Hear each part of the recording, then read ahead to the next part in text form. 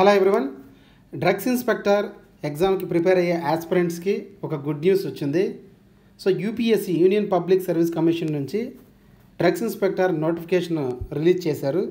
So దాని details ఈ వీడియోలో చూద్దాం. లాస్ట్ వరకు చూడండి, డీటెయిల్డ్గా చెప్తాను. Okay, see here. సో ఇక్కడ మనకి చాలా వేకెన్సీస్ ఉన్నాయి ఈ నోటిఫికేషన్లో.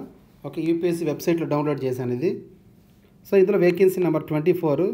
Okay, so see here. So టోటల్గా మనకి 20 వేకెన్సీస్ ఉన్నాయి. Okay, 20 vacancy of drugs inspector at CDSCO, central drugs control organisation, New Delhi. Okay, so ఈ 20 పోస్టుల్లో మళ్ళీ రిజర్వేషన్ వైజ్ స్ప్లిట్ చేశారు ఇక్కడ. ఓకే, సో అన్రిజర్వ్డ్ కేటగిరీకి 7 ఉన్నాయి, ఎకనామికల్ వీకర్ సెక్షన్ EWS 3 ఉన్నాయి, OBC 5, SC 3, ST 2.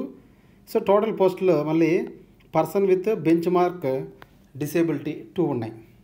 Okay, so ఆ బెంచ్ మార్క్ డిసేబిలిటీ సంబంధించి డీటెయిల్గా అది ఇచ్చారు. సో అది మనకి అవసరం లేదు.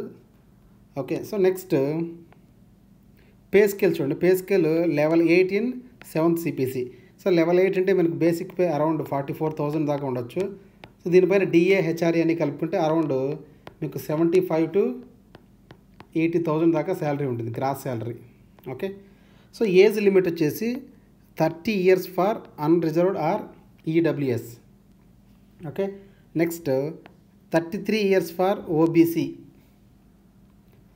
So 35 years for SC ST and 40 years for person with bench mark disability అంటే ఫిజికల్లీ హ్యాండిక్యాప్డ్స్కి. ఓకే, సో ఇది ఏజ్ రిలాక్సేషన్ సంబంధించి. నెక్స్ట్ ఎసెన్షియల్ క్వాలిఫికేషన్ ఏముండాలంటే education qualification bachelor of engineering technology ఉండొచ్చు, technology in biomedical or chemical or mechanical or electrical. ఇది వాళ్ళు వేరే వాళ్ళు కూడా ఇచ్చారు.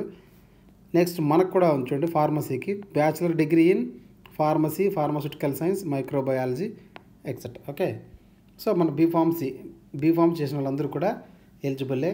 ఇక్కడ ఏమి ఎక్స్పీరియన్స్ ఇవ్వలేదు కాబట్టి ఫ్రెష్గా లేటెస్ట్గా పాస్డ్ అవుట్ అయిన వాళ్ళు కూడా దీనికి ఎలిజిబిలిటీ ఉంటుంది. ఓకే, సో ఇక్కడ మీకేమి ఎక్స్పీరియన్స్ కానీ ఎక్కడ వర్క్ చేసి ఉండాలి కానీ అడగలేదు. ఓకే, సో ఇక్కడ కొన్ని డ్యూటీస్ ఇచ్చారు.